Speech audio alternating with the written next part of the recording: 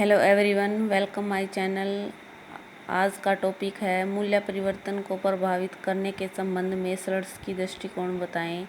ये 4 मार्क्स में पूछा गया है। स्लट्स की इक्वेशन क्या है? जब भी किसी वस्तु का प्राइस चेंज होता है तो प्राइस के चेंज होने पर उसकी जो डिमांड है वो भी चेंज हो जाती है।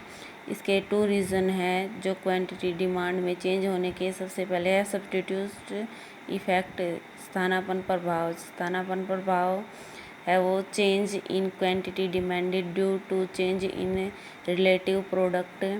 सेकंड है income effect, change in quantity demanded due to purchasing power, यानी प्राइस की वजह से कारण जो परचेजिंग पावर है कंज्यूमर की, वो रियल इनकम बढ़ जाती है।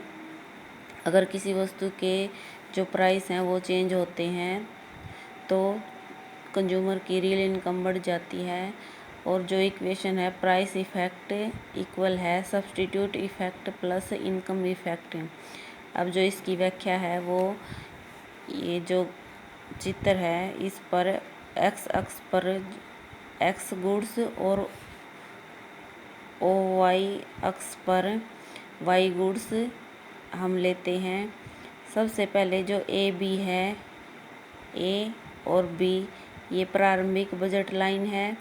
जब एक्स कमोडिटी की कीमत चेंज हो जाती है तो जो उपभोक्ता की बजट लाइन है वो ए सी शिफ्ट हो जाती है, क्योंकि उसकी जो परचेजिंग पावर है वो बढ़ जाती है, जिसके कारण अब वो पी कॉम्बिनेशन से क्यू कॉम्बिनेशन पर शिफ्ट हो जाएगा।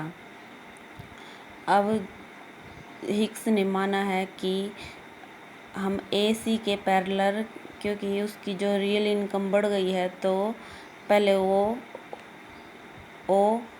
एक्स 1 से एक्स 2 कमोडिटी खरीद सकता था, लेकिन अब उसकी रियल इनकम बढ़ जाने से उसकी जो बजट लाइन है हम ए सी के parallel D E budget line हम ड्रॉ करेंगे, जो पहले वाले जो कंज्यूमर इक्विलिब्रियम है पी से उसको टच करती हुई हम एक parallel D E budget line इसमें ड्रॉ करेंगे। और उसके बाद जो कंज्यूमर है वो ई पी पॉइंट से नई बजट रेखा पर आर पॉइंट पर शिफ्ट हो जाता है। जो ई से आर जो शिफ्ट होने है वो सब्स्टिट्यूशन इफेक्ट है, यानी x1 से x3 ये सब्स्टिट्यूट इफेक्ट है। उसके बाद जब हमारे पास x1 और x2 इनकम प्राइस इफेक्ट और x1 x3 सब्स्टिट्यूट इफेक्ट निकल आता है तो हम जो उसके बाद हम इनकम इफेक्ट उसमें से निकाल लेते हैं। अब जो इसकी व्याख्या इसको देखते हैं। जो ए बी है वो प्रारंभिक बजट लाइन है, ए और बी प्रारंभिक बजट लाइन है। जब एक्स वस्तु की कीमत कम हो जाती है तो जो कंज्यूमर की जो नई बजट लाइन है वो ए सी हो जाती है, यानी कंज्यूमर के पास इतने पैसे हैं कि वह ए सी जितनी वस्तुएं खरीद सकता है, जिस पर वह क्यू कॉम्बिनेशन परचेज कर सकता है। x1 और x2 प्राइस इफेक्ट है, क्योंकि पहले वह P A B budget line पर पी क्वांटिटी खरीद सकता था, लेकिन अब वह ए सी नई बजट लाइन पर पी से क्यू क्वांटिटी खरीद सकता है। इसलिए x1 और x2 प्राइस इफेक्ट है, क्योंकि वस्तु की कीमत पहले से सस्ती हो गई है। अब उपभोक्ता की परचेजिंग पावर यानी रियल इनकम बढ़ जाती है।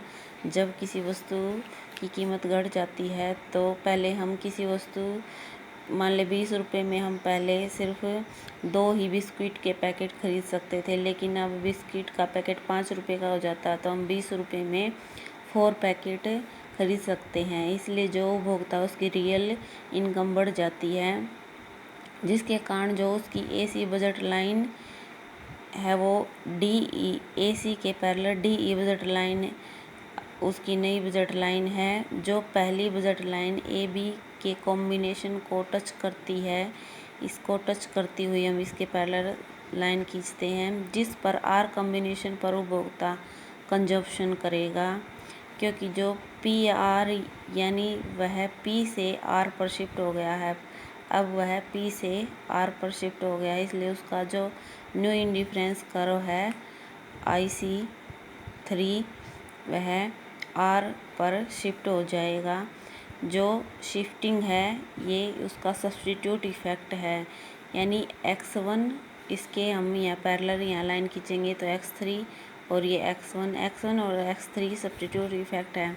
अब हमारे पास प्राइस इफेक्ट आ गया और सब्स्टिट्यूट इफेक्ट आ गया, तो इसमें से हम इनकम इफेक्ट ऑटोमेटिक निकाल सकते हैं।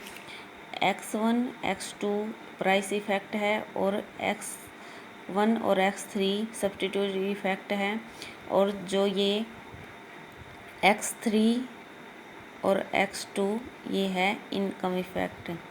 ये जो सॉलिड्स की इक्वेशन है ये इम्पोर्टेंट है एग्ज़ाम के लिए। अगर आपको मेरी वीडियो अच्छी लगे तो please like share subscribe my channel. Thank you for watching my video.